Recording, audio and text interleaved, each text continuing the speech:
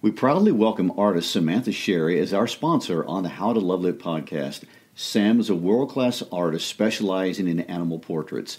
We invite you to check out her work at samanthasherry.com. Tell her Christy and Gary sent you. Again, samanthasherry.com.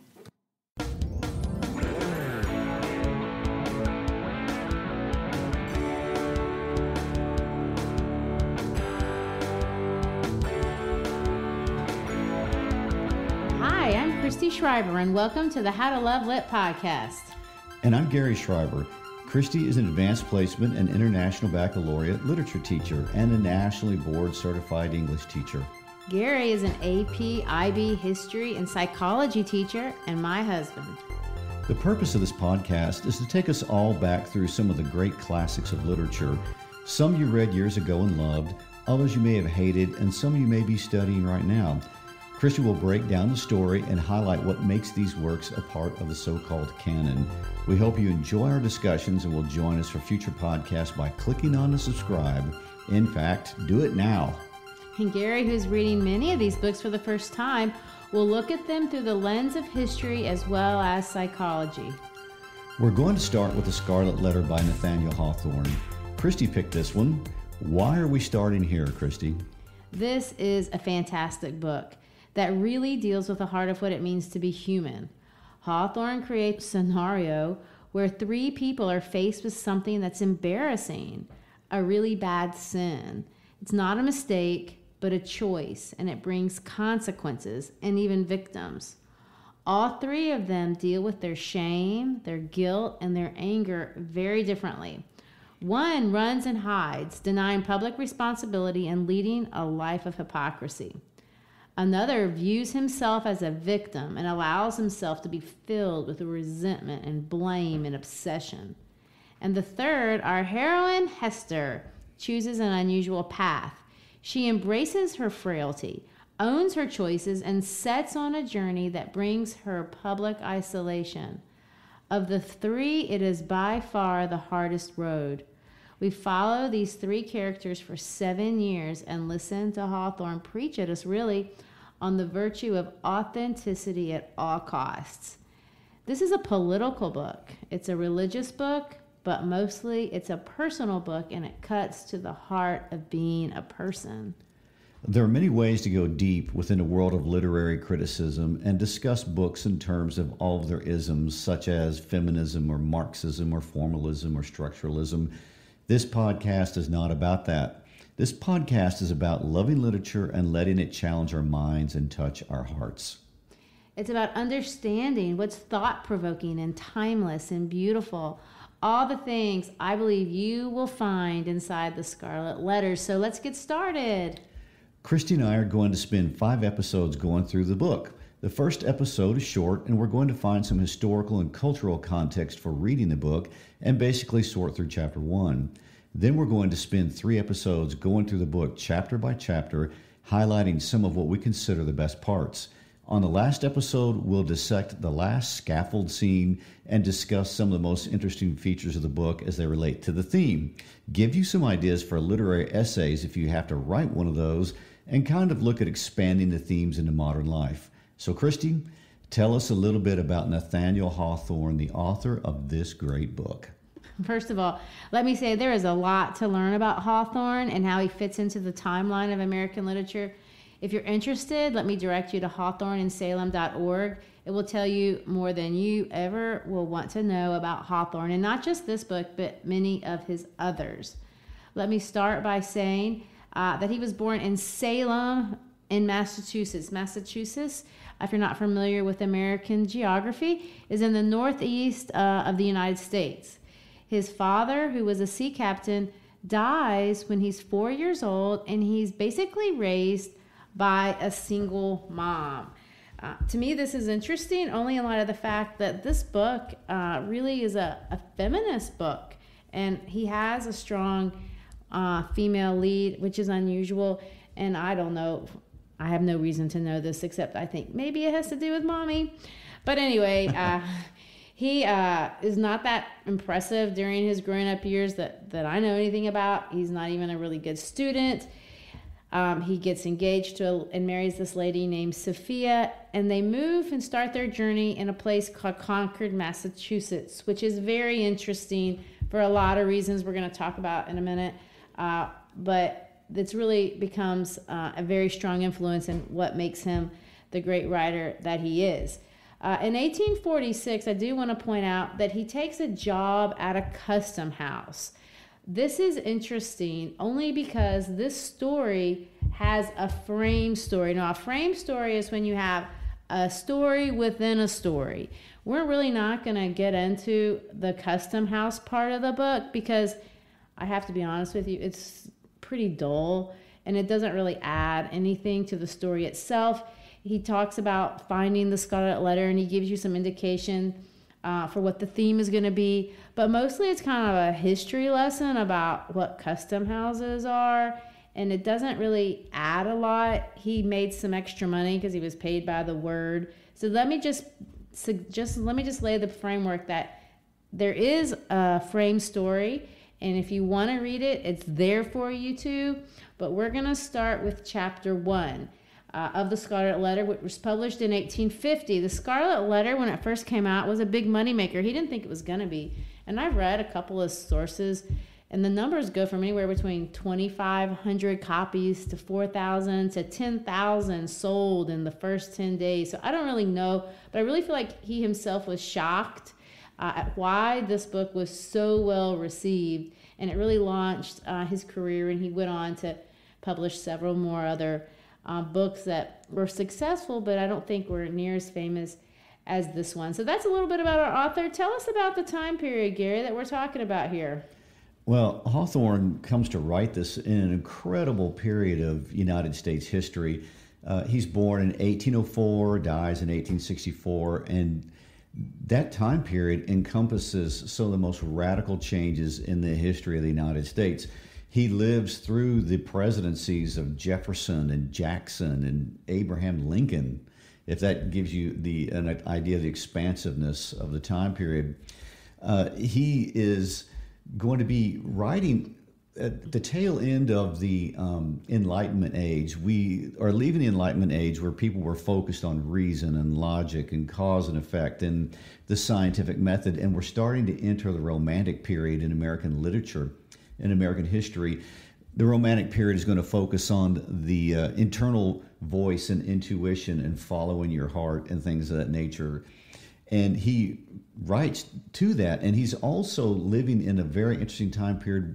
It's a time period in the United States when we're being overrun with reform movements. Everything from utopian movements, from political movements that are going on during the time period. It's the age of manifest destiny where the people are moving west in large numbers.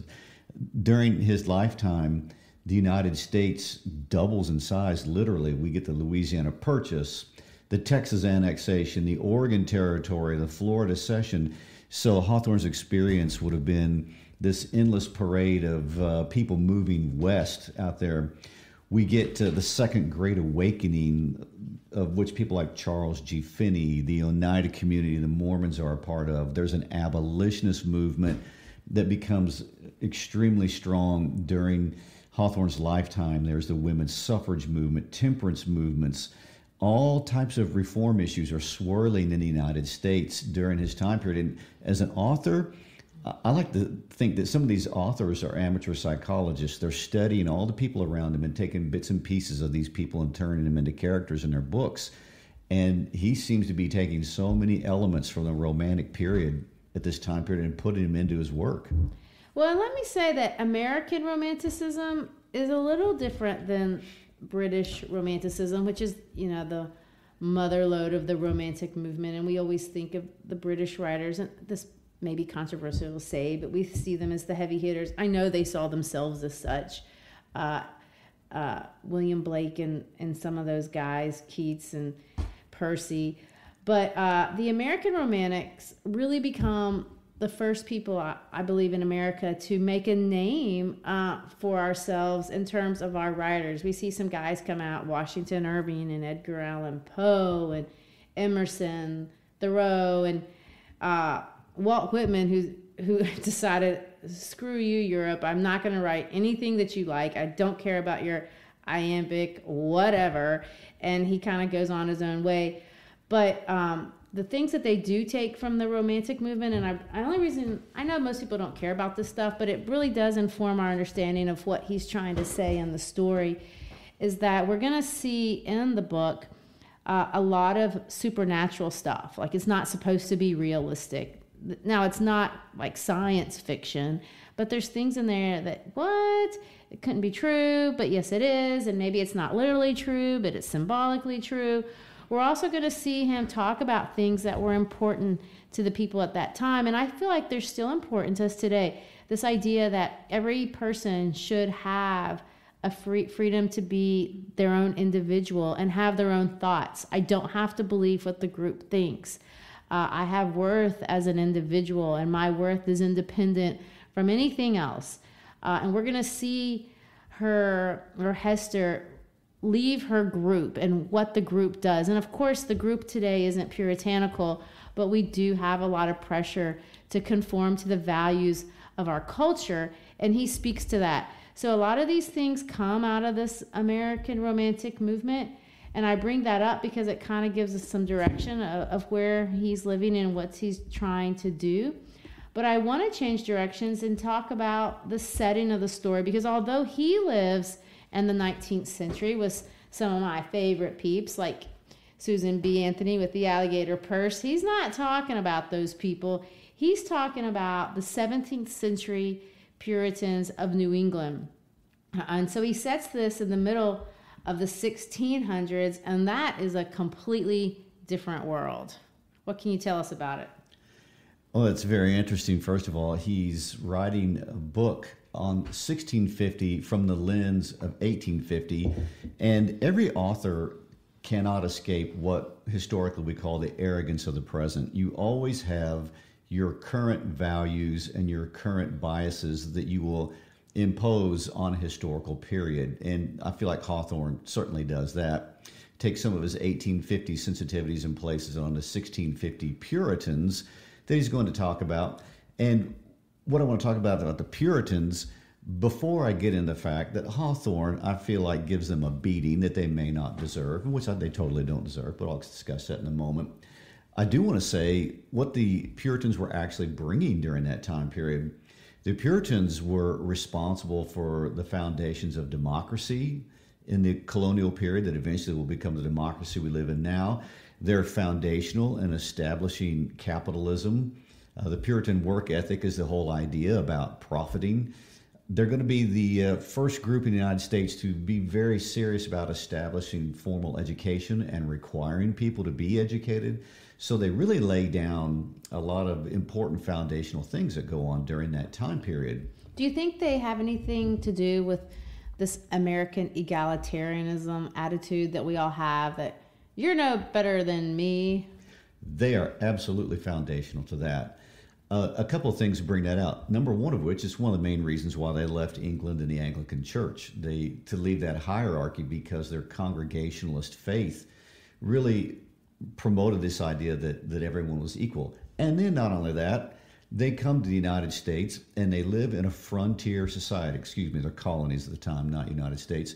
And they live in a frontier society. Well, in a frontier society, you have to create everything. You have to create your rules, your culture, your sense of right and wrong. And they were certainly doing that during the time period. Well, I do want to point out that in spite of all those great things that you say they've contributed, and they have, to our culture, it was a theocracy. And I think he uses this as the backdrop of his story for a couple of reasons. First of all, I mean, everybody in the West now kind of sees some of the extremism of that. And so it's easy to use them as kind of a foil for what he wants to do. It is true that in the Puritan era, you were sentenced to time on scaffolds. Am I wrong? If you did something that was offensive or outwardly wrong. Oh, you are correct. The Puritans were certainly about social and cultural order, very much so. And I do have a little anecdote that really, it's just ironic. It has nothing to do with the story. But in 1637, there was a man named William Prynne, and has no relation to our heroine Hester Prynne, but he was put in the stocks, and they had him branded with the letters SL on his body, but it did, really on his cheek, but it didn't mean Scarlet Letter. It meant seditious libeler. Oh my. So, that it's hyperbolic, yes, to some degree, and we're going to get into this in the very first sentence, but it's also an easy place to start because he's going to pick up on a time in American history where there was something in his life even that was embarrassing. Hawthorne himself, as in Nathaniel Hawthorn, was related to John Hawthorne. John Hawthorne presided over the Salem witch trials of 1692, where we had those girls killed, and they were accused of being witches when they really weren't. This is a great story that's been memorialized by Arthur Miller in the 1950s in the play The Crucible. But he was super embarrassed about this, and he changed the spelling of his name to kind of trying to shed the shame of what his family had done. In fact, John Hawthorne was the only judge that I know of that never felt bad for what happened. So he sets the story there, and on the front end, he's not going to hide his biases. And authors do many things in the very beginning of their books, but one of the things that I was told this by one of my college professors, and he said, students, every author tells his whole story in the first sentence. I don't know if every author tells his story in the first sentence. I don't see the whole story in the first sentence, but I will say this.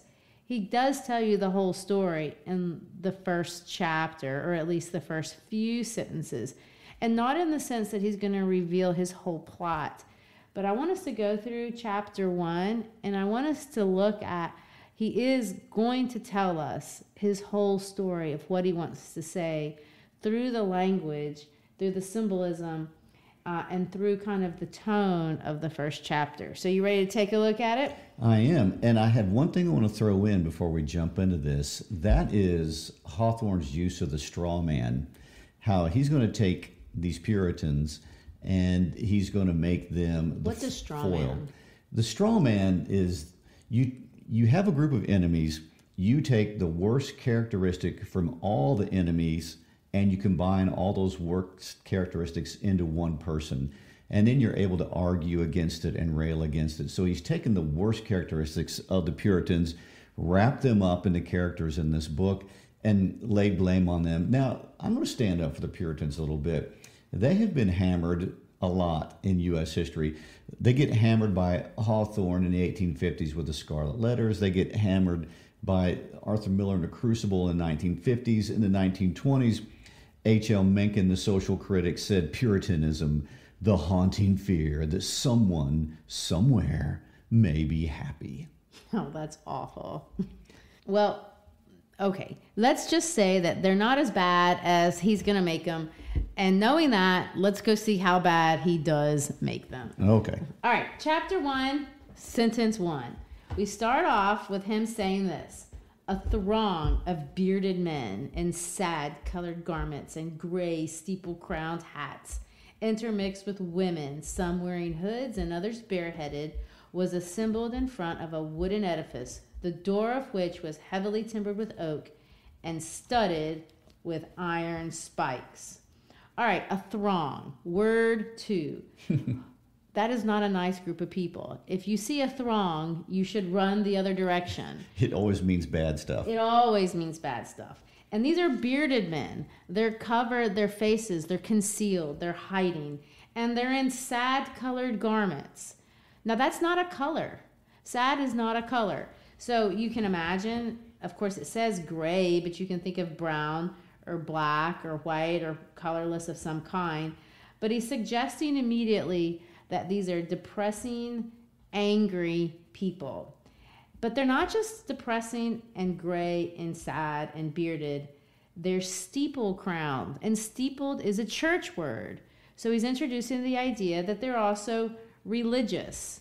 Then he goes on to say they have women wearing hoods and others bareheaded. Wearing hoods is, again, the idea of they're hiding something. Bareheaded means just flat ugly. Of course, it doesn't mean it, but it sounds bad, and he wants it to sound bad. And of course, they are assembled. This is formal. This is official. In front of nothing else but a horribly dark door studded with iron spikes. So we have a mean door. We have a mean situation. And we don't even know what it is. These are awful people doing mean things in sentence 1. And then sentence 2, we're going to change our tone a little bit because we're going to be sarcastic. The founders of a new colony, whatever utopia of human virtue and happiness they might originally project, have invariably recognized it among their earliest practical necessities to allot a portion of the virgin soil as a cemetery and another portion as the site of a prison. There's a lot going on here. So what is he saying?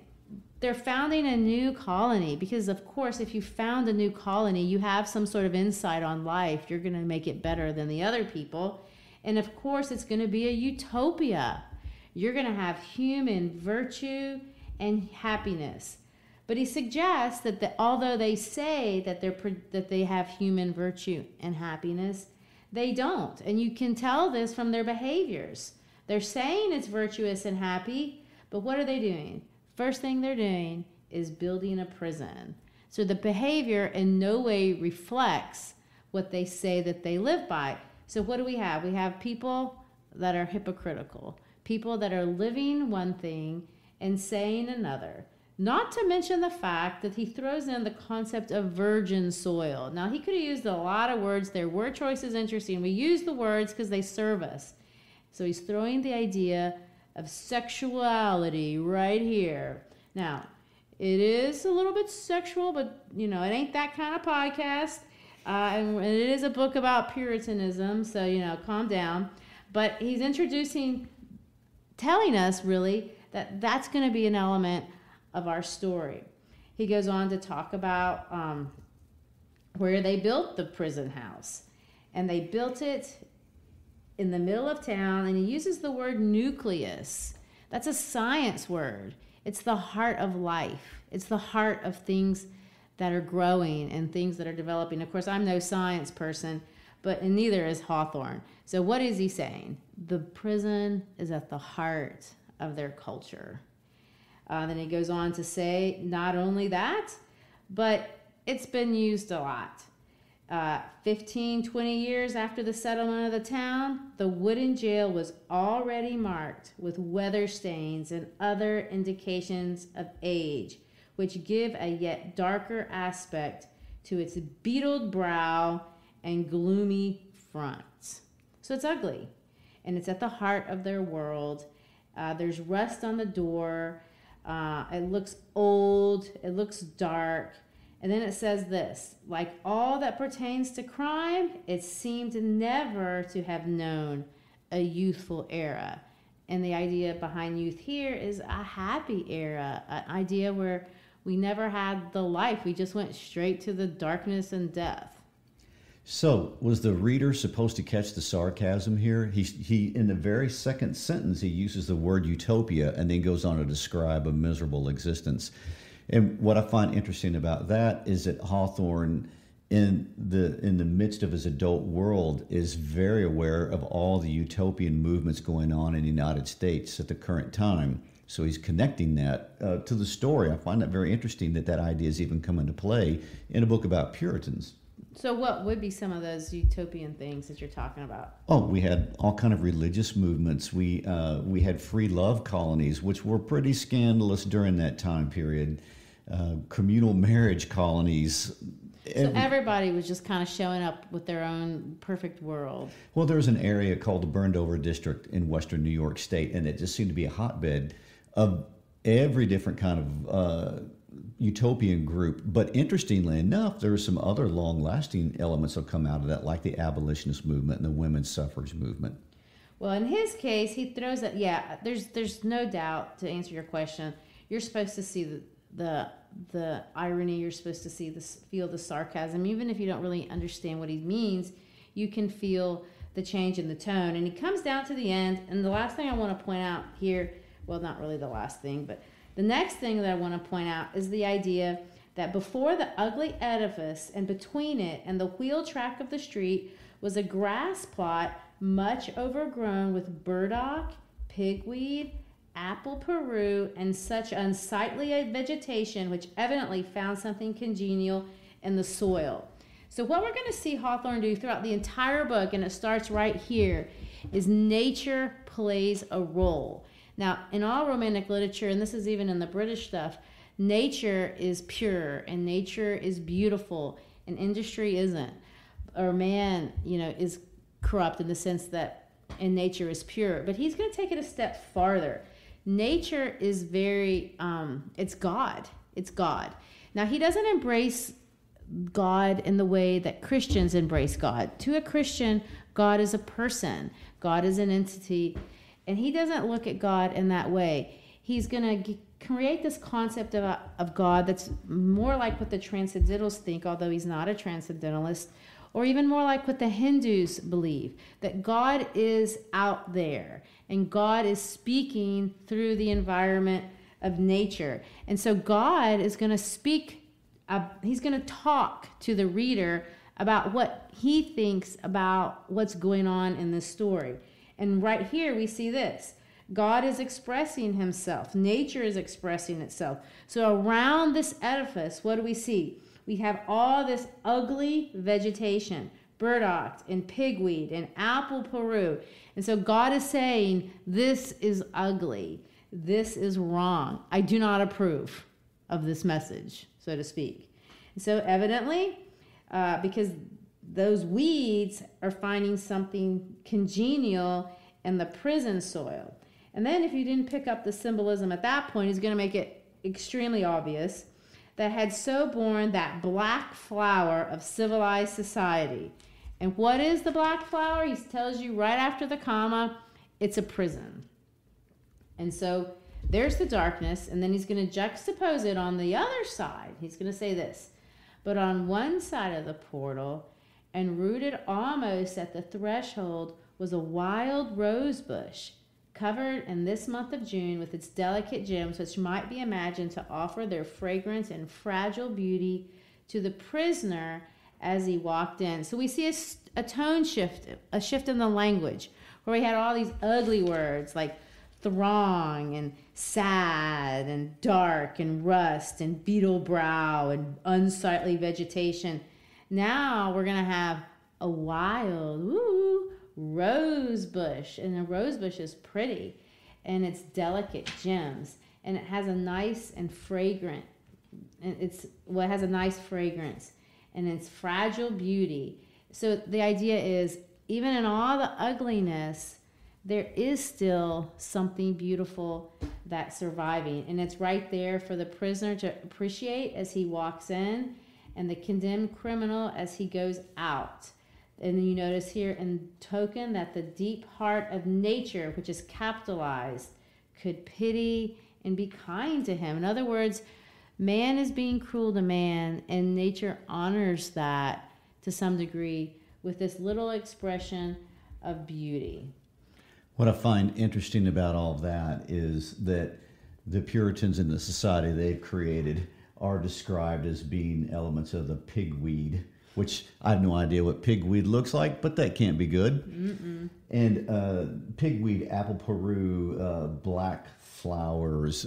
And then we have this beautiful rose bush in the middle of all that horrible vegetation. So the Puritans are being symbolized by the negative weeds. And then there's this beautiful rose bush. And he goes on to say that the rose bush, by a strange chance, has been kept alive in history, but whether it had merely survived out of the stern old wilderness so long after the fall of the gigantic pines and oaks that originally overshadowed it, or whether, as there is fair authority for believing, it had sprung up under the footsteps of the sainted Anne Hutchinson. Who's that? Well, this is a very historically important point. As I'm reading the book, before I even know where the book's going, I'm going, Anne Hutchinson, she's important. Anne Hutchinson was considered a religious heretic at the time period. She'd gotten into horrible public arguments with the church leadership, the Congregationalist church leadership of Massachusetts in the colony. They had a huge doctrinal, theological disagreement, And here was a woman in the 17th century who is going toe-to-toe arguing with the male leadership over issues of theology. And her teachings were eventually judged as heretical, and she was thrown out of the colony and sent to Rhode Island, where eventually her and some of her remaining family are going to meet a pretty gruesome end. So he's referring to Anne Hutchinson as the saintly rosebush. That's a direct slap in the face to the puritanical, or to the idea of Puritanism. So, for the unhistorically minded, let me translate what you just said. Anne Hutchinson is a woman who stood up to the man. Well, let me talk about our isms. You can read literature and history and put any ism you want on top of it as you explain it. And many people do want to make this a feminist novel, and they can. I'm just saying that's what you said. Okay. At the root of it, it was a huge religious disagreement, and it's hard to know which was the bigger issue: the wars between the genders or the religious element. But either way, it ended up being very, very costly to Anne Hutchinson. Well, his point is, and I am belaboring that a little bit, but let me just say this: his point is that right there where she walks, there's beautiful things that are springing up. So nature likes her. Nature is reacting positively as she enters the door. And he ends chapter 1 saying, finding it so directly on the threshold of our narrative, which is now about to issue from the inauspicious portals. So he's going to make a connection between Anne Hutchinson and our heroine, who's getting ready to come out of that door. And he said, we can hardly do otherwise than pluck one of its flowers, like from the wild rose bush, and present it to the reader. Then he says this, it may serve, let us hope, to symbolize some sweet moral blossom. And I want to point out that he's not running away from the fact that this is a book about morality. Not every book is. Not every theme is about morality, but he wants this one to be. I'm not saying this is a morality tale. It's not a parable, because it's not. But it's about human morality. And he says it's going to symbolize some sweet moral blossom that may be found along the track and relive the darkening close of a tale. And then he says, because this is what the book is about. It's about human frailty. And to be human, whether you want to accept it or not, is to be frail. And with that will always come sorrow. Well, I guess that wraps up episode 1. Next week, we will look at chapters 2 through 8. We'll meet all of our characters on the scaffold scene in chapter 2. This book does have 3 scaffold scenes. The first one's going to be in chapter 2. Then we'll delve into the character of Hester and how the Scarlet Letter changes her, as well as that of Little Pearl. And then we'll end with the showdown between Hester and the men in the world, and we're going to watch her stare them down. We hope you pick up the book this week and join the journey and read it with us. But even if you don't, come back next time and learn what's great about the Scarlet Letter. Remember to hit subscribe and join us for more adventures with Hester and the rest of the crew of the Scarlet Letter.